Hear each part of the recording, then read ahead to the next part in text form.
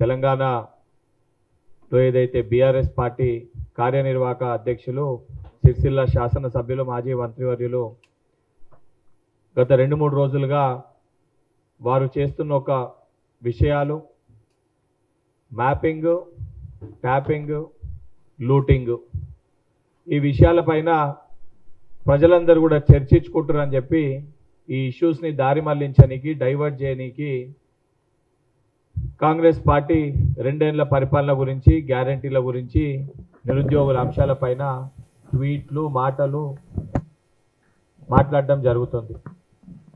ఆ సంబంధించిన అంశాలపైన కేటీఆర్ గారికి కొన్ని విషయాలు గుర్తు చేయడానికి ఈరోజు ప్రెస్ మీట్ని ఏర్పాటు చేయడం జరిగింది. కేటీఆర్ గారు 10 ఏళ్ళు మీరు అధికారంలో ఉన్నప్పుడు 1,30,000, 1,40,000 పదే పూటకు ఒకసారి ఒక్కొక్క మాట ఇన్ని ఉద్యోగాలు ఇచ్చినామని చెప్పి తెలంగాణ యువతకి చెప్తారు. తెలంగాణ రాష్ట్రంలో అధికారంలో రాకముందు, రాష్ట్రం ఏర్పడక ముందు ఇంటికి ఒక ఉద్యోగము, లక్షలాది ఉద్యోగాలు, ప్రతి సంవత్సరము కొలువుల పండుగ ఉంటుందని చెప్పిన మీరు 10 ఏళ్ళు మీరు అధికారంలో ఉన్నప్పుడు సోయి లేకుండా సోయి మర్చి సరే ఉద్యోగాలు ఇవ్వలేదంటే అనుకోవచ్చు, సరే కొన్ని సందర్భాల వల్ల ఇచ్చే ఆలోచన లేదు అని. కానీ ఉద్యోగాలు ఇస్తున్నామని చెప్పి ఉద్యోగాలను అమ్ముకున్నారు అంటే అది ఎంత పెద్ద పొరపాటు. ఉద్యోగాలు ఇవ్వడం కాకుండా ఇచ్చే ఉద్యోగాలను అర్హులైన నిరుద్యోగులకు ఇవ్వకుండా అంగట్లో సరుకులు అమ్మినట్టు అమ్మిండ్రు. పేపర్లు లీక్ చేసిర్రు. పేపర్లు లీక్ 10th క్లాస్కి వెళ్ళి మొదలు పెడితే టీజీపీఎస్సీ వరకు ఇది లీకుల ప్రభుత్వం అనే విధంగా మీ 10 ఏళ్ల బీఆర్ఎస్ ప్రభుత్వం పనిచేసింది. ఇది తెలంగాణలో ఎవరిని అడిగినా కూడా చెప్తారు. ఈరోజు మీరేదైతే మాట్లాడుతూ 10 ఏళ్లలో నిరుద్యోగుల గురించి మీరు పట్టించుకోకుండా ఇవాళ మీరు మాట్లాడుతూ ఒక వ్యక్తిని చంపి ఆ వ్యక్తికి సంతాపం తెలియజేసినట్టుంది మీ వ్యవహారం. 10 ఏళ్లలో నిరుద్యోగులని ఇష్టం వచ్చినట్టు నిరుద్యోగులను ఇబ్బంది పెట్టి, నిరుద్యోగులని బాధ పెట్టి, నిరుద్యోగులు మిమ్మల్ని కలవనీకి వస్తే ఏ సందర్భంలో కూడా మాట్లాడకుండా, సమయం ఇవ్వకుండా, వాళ్ళు ధర్నా చేసుకోవాలంటే చిక్కడపల్లి సెంట్రల్ లైబ్రరీ ఆ దగ్గరికి వెళ్ళి ఇందిరా పార్క్ దగ్గరికి వెళ్దామంటే ఇందిరా పార్క్ దగ్గర ధర్నా చౌకును ఎత్తేసి అనేక రకాలుగా ఇబ్బంది పెట్టిన ప్రభుత్వం మీ ప్రభుత్వం. తెలంగాణలో ఉన్న నిరుద్యోగులందరూ కూడా వాస్తవానికి ఆ ఇబ్బందులన్నింటినీ కూడా మీ మెడలు వంచి కాంగ్రెస్ పార్టీకి అధికారాన్ని కట్టబెట్టారు. కాంగ్రెస్ పార్టీ అధికారంలోకి వచ్చిన రోజుకెళ్ళి కూడా అనేక సందర్భాల్లో ఈ విషయం చెప్పడం జరిగింది. మళ్ళీ ఈరోజు కూడా చెప్పాల్సిన పరిస్థితి వచ్చింది కాబట్టి మళ్ళీ వివరిస్తున్నా. తెలంగాణ రాష్ట్రంలో నిరుద్యోగులకు ఉద్యోగాలు నింపాలని చెప్పని ఫ్రమ్ ద డే 1 చాలా స్పష్టంగా తెలంగాణ రాష్ట్ర పబ్లిక్ సర్వీస్ కమిషన్ 15,780 ఉద్యోగాలు, Telangana state police recruitment board 1,667 ఉద్యోగాలు, medical and health recruitment board 8,666 ఉద్యోగాలు, Telangana residential educational institutional recruitment board 8,400, DSC పాఠశాల విద్య 10,006, టీజీఎస్ జెన్కో అదేవిధంగా ఎస్పీడీసీఎల్ ఎన్పీడీసీఎల్ వాళ్ళ పరిధిలో 1,105, సింగరేణి ఇతర సంస్థలై 1,355, మొత్తం 61,379 ప్లస్ 1,370 అంటే సుమారు 64,000 ఇవి. మెడికల్ అండ్ హెల్త్లో నియామక ప్రక్రియల్లో ఉన్నవి 7,267, గ్రూప్ 3 పోస్టులు ఆఖరి దశకు వచ్చినాయి, అవి ఇప్పుడు కంప్లీట్ అయిన. మొత్తం కలిపితే సుమారు 70,000 పైచిల్కు కొలువులు అనేటివి చాలా స్పష్టంగా ఈ డాక్యుమెంట్లో కూడా చాలా క్లియర్గా ఎన్ని ఉద్యోగాలు ఇచ్చినామని చెప్పి పదే అంటే ఉద్యోగాలు ఇవ్వడమే కాదు, ఉద్యోగాలు ఇచ్చినప్పుడు కొలువుల పండగ ఏ విధంగా జరిగింది, ఏ విధంగా ముఖ్యమంత్రి గారు స్వయంగా తెలంగాణ రాష్ట్రంలో నియామకాలు వారి చేతుల మీదుగా యువతకు అందించి ఒక భరోసాని కల్పించిండ్రు. ఇవన్నీ ఒక చోట కాదు, ప్రతి చోట చాలా క్లియర్గా తెలంగాణలో ఉన్న యువత అందరూ కూడా తెలంగాణ రాష్ట్రంలో ఉద్యోగాలు వస్తాయని చెప్పని అన్ని రిక్రూట్మెంట్స్ బోర్డుకి సంబంధించిన అఫీషియల్ అథెంటిక్ డేటా ఎప్పటికప్పుడు పత్రికా విలేకరుల మీడియా సమక్షంలో ప్రతి పేపర్లో కూడా చాలా క్లియర్గా అన్నిటిపైన స్పష్టత ఇచ్చి ఇవ్వడం జరిగింది. దానితో పాటు గ్రూప్ 4కి సంబంధించిన 9,000 పోస్టులు. ఇవన్నీ కూడా నియామకాలు స్వయంగా ముఖ్యమంత్రి గారి చేతుల మీదుగా ఎందుకు ఇవ్వాల్సి వచ్చింది? 10 ఏళ్ళు మీరు అధికారంలో ఉన్నప్పుడు తెలంగాణ రాష్ట్రంలో కేవలం ఉద్యోగాలంటే నోటిఫికేషన్ ఇవ్వడం మటుకే, కానీ నియామక పత్రాలు ఇవ్వరు అనే ఒక ధైర్యాన్ని, భరోసాని తెలంగాణ రాష్ట్రంలో ఉన్న నిరుద్యోగ యువత ఆ కంక్లూజన్కి వచ్చేసిండ్రు. ఆ పర్సెప్షన్ని చేంజ్ చేయడానికి తెలంగాణ రాష్ట్రంలో నోటిఫికేషన్ వస్తే 3 నెలలు లేదా 6 నెలలు తిరిగే లోపల నియామక పత్రాలు ఇచ్చి ఒక నిరుద్యోగిని ఉద్యోగిగా మార్చితేనే ప్రభుత్వం అది ఉద్యోగం ఇచ్చినట్టు చెప్పుకుంటుందని ఒక పరిస్థితిని, ఆ స్టాండర్డ్ తీసుకురావాలని చెప్పి స్వయంగా ముఖ్యమంత్రి గారు క్యాబినెట్లో అందరూ కూడా కొలువులో జాతర తెలంగాణలో లాస్ట్ 2 ఇయర్స్లో జరిగిన మాట వాస్తవం. కొన్ని విషయాలు మీకు కూడా తెలుసు. ఈరోజు ఇతర రిక్రూట్మెంట్ బోర్డుకి సంబంధించి కొన్ని రిక్రూట్మెంట్స్ బీసీ రిజర్వేషన్, ఎస్సీ వర్గీకరణ వల్ల కొద్దిగా ఆలస్యమైంది, బీసీ రిజర్వేషన్ వలన కొద్దిగా ఆలస్యమైంది. మరి నిజంగా ధైర్యం ఉంటే నువ్వు చెప్పు, ఎస్సీ ఎస్టీ బీసీలకి రిజర్వేషన్ ఇవ్వకుండా నోటిఫికేషన్లు ఇచ్చేసేయండి అని చెప్పి ధైర్యం ఉంటే ఆ రకంగా బయటకు వచ్చి మాట్లాడు. ఇప్పుడు మీ అందరికీ తెలుసు చాలా క్లియర్గా స్పష్టంగా దేని కారణంగా ఉద్యోగాలు జాప్యమవుతున్నాయి, ఆలస్యమవుతున్నాయి మనందరికీ కూడా క్లారిటీగా క్లియర్గా తెలుసు.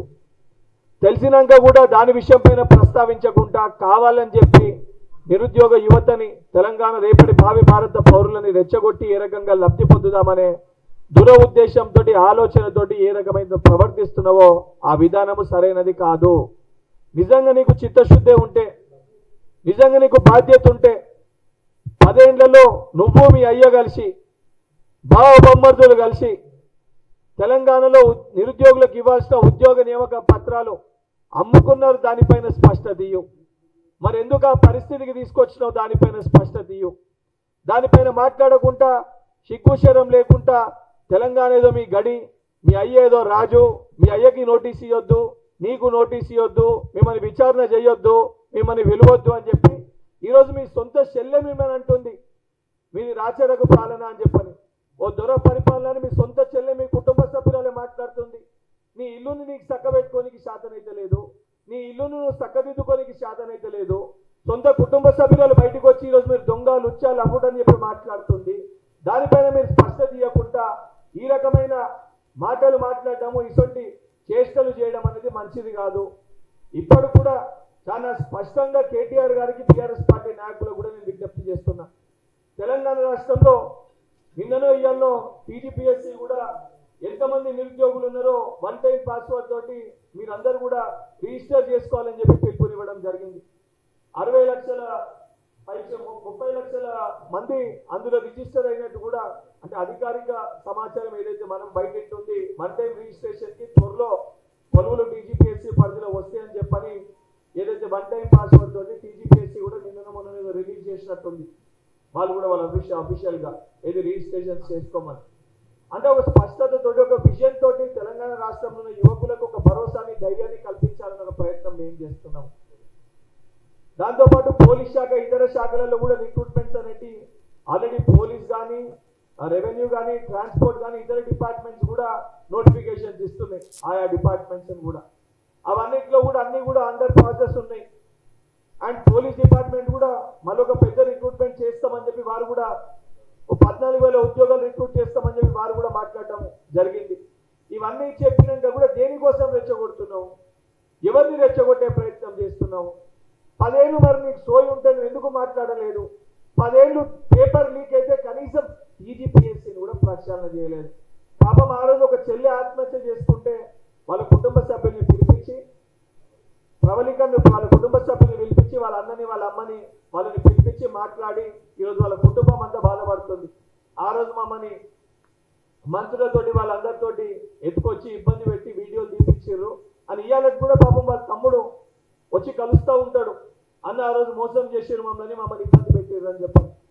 తెలంగాణ నిరుద్యోగ యువత కూడా నేను విజ్ఞప్తి చేస్తున్నా, ఇది మీ ప్రభుత్వం, మీరు తెచ్చుకున్న ప్రభుత్వం, మీకోసం ఏర్పడిన ప్రభుత్వం, మన భవిష్యత్తు కోసం ఆలోచించే ప్రభుత్వం. ఒక మంచి ముఖ్యమంత్రి మనకున్నారు, ఒక విజనరీ లీడర్ మనకున్నాడు. గతంలో కేటీఆర్ ఏం ప్రమోట్ చేస్తుండే తెలంగాణ రాష్ట్రంలో? డ్రగ్స్ ని అమ్మే వాళ్ళు కేటీఆర్ దోస్తులు, డ్రగ్స్ ని సేవించే వాళ్ళతోటి కేటీఆర్ దావత్ చేసుకునేటోడు. ఈరోజు మన ముఖ్యమంత్రి గారు విదేశాలకు వెళ్ళి ఎంత చదువుకున్నా ఇంకా చదువుకోవాల్సిన అవసరం ఉంటుంది, చదివే ప్రాధాన్యత అనే దిశగా ఈరోజు ఒక మెసేజ్ ఇచ్చే ప్రయత్నం చేస్తారు. క్రీడలు ముఖ్యము, మద్యానికి దానికి బానిసలు కావద్దు, క్రీడలు ఆరోగ్యానికి ముఖ్యమని చెప్పి మెస్సీ గారితో ఫుట్బాల్ మ్యాచ్ ముఖ్యమంత్రి గారు ఒక స్పిరిట్, ఒక ఇన్స్పిరేషన్ తెలంగాణలో యువతకి ఇవ్వడం జరిగింది. ఇవన్నిటినీ జీర్ణించుకోలేక తట్టుకోలేక ఈ దొంగలు మాట్లాడుతారు. ఈ దొంగలు 10 ఏళ్ళు మన పట్ల ఏ రకంగా వ్యవహరించారో మనం ఒకసారి ఆలోచించాలి. ఈ దొంగల మాటలు నమ్మితే మన పరిస్థితి ఏ రకంగా ఉంటే మనం ఆలోచించాలి.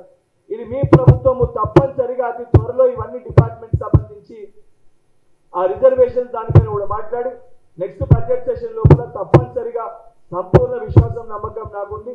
ముఖ్యమంత్రి గారు ఈ ఉద్యోగాల పైన ఒక భారీ ప్రకటన తప్పనిసరిగా చేస్తారు. అండ్ ఏ సమయంలో ఏ రకంగా వస్తుంది కూడా స్పష్టత ఇస్తారు.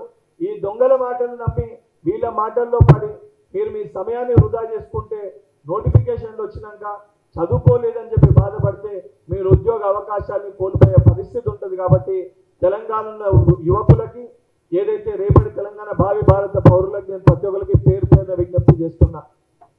వాళ్ళు ఏదైతే మాటలు చెప్పి మా హయాంలో ఇచ్చే నోటిఫికేషన్, మా హయాంలో పెట్టిన ఎగ్జామ్లు అంటే మరి మీ హయాంలో ఇచ్చే నోటిఫికేషన్, మీ హయాంలో పెట్టిన ఎగ్జామ్లకి మరి నియామక పత్రాలు ఇవ్వడానికి ఏం అడ్డం వచ్చింది? ఎందుకు ఆ రోజు మీకు ఇచ్చే సోయి లేకుండే, ఎందుకు ఇవ్వాలనే ఆలోచన మీకు లేకుండే? 2017కి వెళ్ళి మొదలు పెడితే 23 వరకు అంటే 6 సంవత్సరాలు ఒక నోటిఫికేషన్ వచ్చినాక 6 ఇయర్స్ వరకు నియామకాలు ఇవ్వలేదు అంటే నిరుద్యోగుల పట్ల మీ సోయి ఏ రకంగా ఉండే, మీ చిత్తశుద్ధి ఏ రకంగా ఉండే చాలా స్పష్టంగా యావత్ తెలంగాణ సమాజం చూసింది. మేము నియామక పత్రాలు ఇచ్చే ప్రయత్నం చేస్తే కూడా కాళ్ళల్లో కట్టెలు పెట్టి ఆపే ప్రయత్నం చేసినాం. ఈరోజు 70,000 మందికి ఎవరికైతే ఉద్యోగాలు వచ్చినాయి వీళ్ళకు ఉద్యోగాలు రాకూడదని చెప్పి కూడా అడ్డుకున్న వ్యక్తులు టీఆర్ఎస్ పార్టీ నాయకులు, కేటీఆర్ అండ్ కంపెనీ. ఈ కేడీ కంపెనీ మాటలు నమ్మకండి. ఈ కేడీ అండ్ కంపెనీ వాళ్ళ ఉద్యోగాలు పోయినాయి కాబట్టి ఈరోజు మనం వాళ్ళకు గుర్తుకొచ్చినాము. 10 ఏళ్ళు వాళ్ళ అధికారం ఉన్నప్పుడు ఏ ఒక్క రోజన్నా కేటీఆర్ కానీ, కేసీఆర్ కానీ, హరీష్ రావు కానీ వాళ్ళ కుటుంబంలో ఎవరన్నా నిరుద్యోగులను ఉద్దేశించి మాట్లాడిందా ఒక్కసారి మీరు ఆలోచించాలి. ఈరోజు ముఖ్యమంత్రి గారు వారానికి కనీసం ఒక్కసారన్నా తెలంగాణలో యువకులని, విద్యార్థులని, అదేవిధంగా ఉద్యోగాల పైన ముఖ్యమంత్రి గారు మాట్లాడుతుండ్రు. అంటే రేపటి తెలంగాణ నిజంగా మంచి కావాలి, బాగుపడాలి, రైజింగ్ తెలంగాణ విజన్ 2047 కళ నిజం అవ్వాలంటే తెలంగాణలో ఉన్న ప్రతి యువకునికి ఉద్యోగం వస్తేనే అది సాధ్యమని ఈ ప్రజాప్రభుత్వం నమ్ముతుంది. అది ఇప్పించడానికి అవకాశాలు కల్పించాలని చెప్పి ముఖ్యమంత్రి గారు ఆర్నిశలు కృషి చేస్తుండ్రు. ఆ ముఖ్యమంత్రి గారు కృషి చేస్తుంటే అది జీర్ణించుకోలేక తట్టుకోలేక విషయం చిమ్మే ప్రయత్నము కల్వకుంట్ల తారక రామారావు గారు చేస్తున్నారు. దయచేసి ఇటువంటి దొంగల మాటలు నమ్మొద్దని చెప్పి తెలంగాణ రాష్ట్రంలో ఉన్న విద్యార్థులకి, యువకులకి తప్పనిసరిగా నియామకాలు ఏదైతే జాబ్ ప్రాసెస్ స్టార్ట్ అవుతుందని చెప్పి భరోసాని కల్పిస్తూ ఈ దొంగలకి నిజంగా సిగ్గుంటే వాళ్ళు పేపర్ లీక్ దానిపైన ముందు తెలంగాణ యువకులందరూ కూడా ముక్కు నేలకి రాసి బహిరంగ క్షమాపణ చెప్పి దాని తర్వాత యువకుల గురించి మాట్లాడాలని చెప్పి కేటీఆర్ అండ్ కేడీ కంపెనీకి ఏదైతే డిమాండ్ చేస్తున్నాం.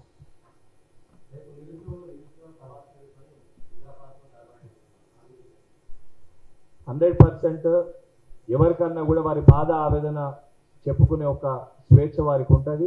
తప్పనిసరిగా వారి ప్రదర్శనలో వారేదన్నా కొత్త అంశాలని ప్రస్తావిస్తే దాన్ని కూడా తప్పనిసరిగా పరిగణలోకి తీసుకొని దాన్ని పరిష్కరించే ప్రయత్నం చేస్తాం. ఇది ప్రజాప్రభుత్వము. వాళ్ళు ప్రొటెస్ట్ చేస్తున్నారు అంటే చేయకూడదు అని మాట్లాడదు. ప్రతి వ్యక్తి కూడా వారికి ఉన్న ఒక ఆవేశాన్ని, బాధని ప్రభుత్వానికి ఏదో రూపకంగా చెప్తే అందులో వాస్తవాలు ఉంటే తప్పనిసరిగా వాటిని పరిగణలోకి తీసుకొని దాన్ని పరిష్కరిస్తాం. ఆ దిశగా పనిచేస్తున్నాం కాబట్టి మాకు ప్రజాప్రభుత్వం అనే పేరు వచ్చింది.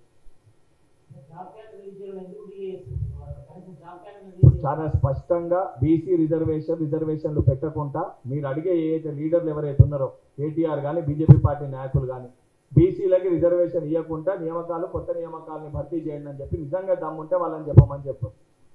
ఈరోజు అడిగేటోళ్ళు ఎవరైతే ఉన్నారో ఆ రిజర్వేషన్ కొత్తగా లేకుండానే మీరు జాబ్ క్యాలెండర్ ప్రకటించండి అని చెప్పి వాళ్ళని అసెంబ్లీలో ప్రస్తావన పెట్టమని చెప్పండి. ఇమీడియట్గా దానిపైన స్పష్టత ఇచ్చి ప్రకటించే బాధ్యత నేను తీసుకుంటా ముఖ్యమంత్రి గారి దగ్గర.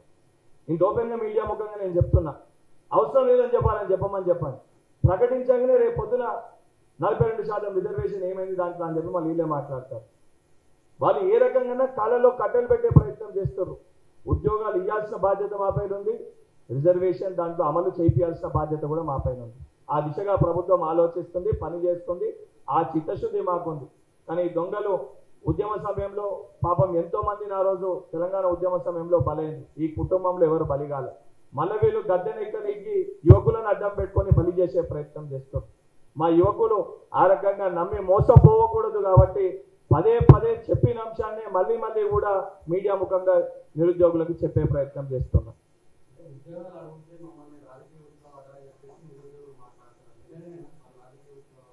ఏ రోజు కూడా యువకులు రాజకీయ ఉచ్చులో పడ్డరు అని చెప్పి ఏ రోజు కూడా ఎవరు ఉద్దేశించి మాట్లాడారు. కొంతమంది వ్యక్తులు మీరేదైతే ర్యాలీలు అవి అని చెప్పి మాట్లాడుతుందో పొలిటికల్ ఇంట్రెస్ట్ తోటి కంటెస్ట్ చేసి ఎలక్షన్స్ లో నిలబడి ఇతర పార్టీలతోటి సన్నిహితంగా ఉన్నప్పుడు 100% వాళ్ళకు ఓకే. బల్మూరి వెంకటన్ అంటే ఎంఎస్ఏ రాష్ట్ర అధ్యక్షులు, ఈరోజు శాసన మండలి సభ్యుని. బల్మూరి వెంకటన్ అంటే కాంగ్రెస్ పార్టీ నాయకుడనే మాట్లాడతారు కదా.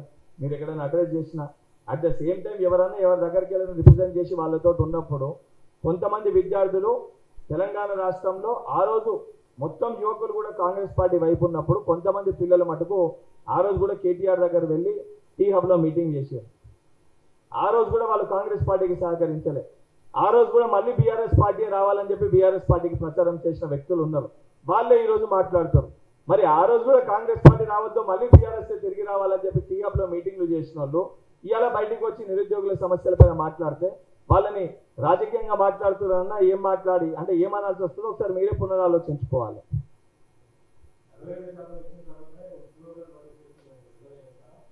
దానిపైన చెప్తున్నా, ఆ రిజర్వేషన్ దానిపైన, ఉద్యోగాల దానిపైన విషయం పైన లీగల్ కాంప్లికేషన్స్ రాకుండా దానిపైన ప్రభుత్వం కసరత్తు చేస్తుంది.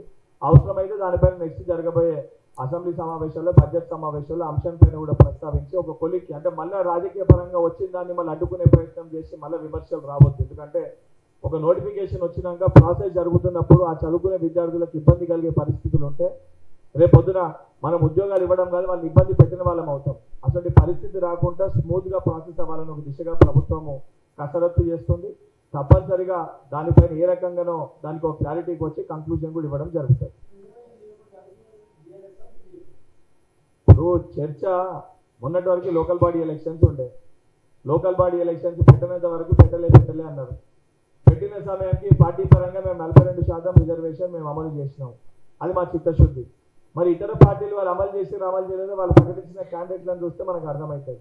అట్ ద సేమ్ టైం ఇప్పుడు కూడా ఇచ్చినాక దాని ఇష్యూని డైవర్ట్ చేసి దాన్ని ఇబ్బంది పెట్టే ప్రయత్నం ప్రతిపక్ష పార్టీలుగా వాళ్ళు చేస్తారు.